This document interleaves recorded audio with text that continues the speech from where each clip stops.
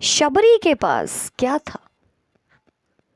ना शबरी के पास बहुत अच्छा घर था, ना शबरी के पास पहनने के लिए बहुत अच्छे कपड़े थे, ना बहुत कोई बड़ी जमा पूंजी थी। कोई बहुत अच्छी जिंदगी नहीं जी रही थी। अगर आज के समय के हिसाब से देखा जाए तो शबरी के पास कुछ भी नहीं था सिवाय राम की भक्ति के। आज भी हम शबरी को याद करते हैं, क्यों? शबरी के वो झूठे बेर याद करते हैं, क्यों? क्यों वो झूठे बेर भी इतने कीमती हो गए? क्योंकि उन्हें भगवान राम ने खाया था। शबरी क्यों इतनी इंपॉर्टेंट है? क्योंकि शबरी राम की भक्ति करती थी, राम के प्रेम में मग्न थी। उसके लिए उसकी स्थिति कैसी भी हो, उसके तो राम आएंगे बस। शबरी से ज्यादा तकदीर वाला कौन है जिसे स्वयं भगवान के दर्शन हो गए?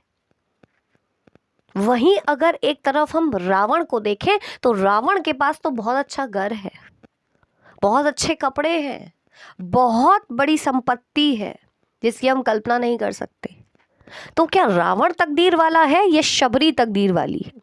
सोच कर देखो। आज के समय में जिसे हम तकदीर वाला कहते हैं ना, कि वाह इसके पास तो गाड़ी है, घर है, इतनी अच्छी नौकरी है, इतना अच्छा बिजनेस है, इतना नाम है, वो तकदीर वाला नहीं है। जरूरी नहीं है जिसे आप तकदीर वाला समझ रहे हो वो तकदीर वाला हो। अगर पैसे से, नाम से, रुतबे से कोई तकदीर वाला होता है तो रावण से ज्यादा तकदीर वाला तो कोई था ही नहीं। रावण ने तो जो मांगा, जो चाहा वो पा लिया। रावण के पास सोने की लंका थी, ऐसा महल जिसे दुनिया देखने आती थी। फिर भी रावण तकदीर वाला नहीं था। रावण के यहां राम मिलने नहीं आए, शबरी की झोपड़ी में राम आ गए। तो शबरी से ज्यादा तकदीर वाला कौन है? राम की भक्ति से ज्यादा तकदीर वाला कोई नहीं है। जो राम की भक्ति कर रहा है, कुछ नहीं है आपके पास, फिर भी आप भगवान की भक्ति कर रहे हो, उस इंसान से ज्यादा तकदीर वाला कोई है ही नहीं। शबरी के पास कुछ नहीं था, रावण के पास सब कुछ था, पर उसने कभी राम की पूजा ही नहीं की। उसने तो राम को कुछ समझा ही नहीं। उसकी नजर में तो राम साधारण मनुष्य है। राम जो स्वयं नारायण का अवतार है, उसे उसने साधारण मनुष्य समझा। और भगवान राम भी साधारण मनुष्य के रूप में क्यों आए? क्योंकि वो आने वाली पीढ़ी को बता सकते थे कि इंसान में जो ताकत है, मनुष्य में जो ताकत है, वो तो भगवान में भी नहीं है। अगर भगवान में होती तो भगवान तो कब का रावण को खत्म कर चुके होते। क्यों भगवान इतनी लीला करते? क्यों भगवान धरती पर आते, मनुष्य का रूप लेते? भगवान बताना चाहते थे कि मनुष्य से ज्यादा ताकतवर कोई नहीं है। तो शबरी से ज्यादा तकदीर वाला तो कोई नहीं है इस दुनिया में, जिसके पास कुछ नहीं था। इतनी कीमती चीज थी जिसका कोई मूल्य नहीं है, जिसकी कोई कीमत ही नहीं है। राम की भक्ति से कीमती चीज क्या होगी? सोना चांदी, महल, सब कुछ झकझोरा रह जाएगा। आज के समय के हिसाब से कहूं तो आपके पास कितना भी बड़ा प्राइवेट जेट हो, कितना भी बड़ा बंगला हो, कितने भी घर हो, कितनी भी संपत्ति हो, पर अगर राम की भक्ति नहीं है तो आपसे ज्यादा अभागा कोई नहीं है।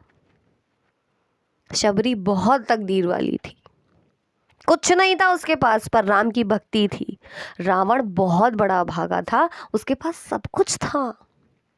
सोने की लंका भी है, प्राइवेट जेट, पुष्पक विमान भी है, बहुत बड़ी सेना भी है, बहुत ताकतवर लोग भी हैं। फिर भी उसका अंत हुआ और बहुत बुरा हुआ।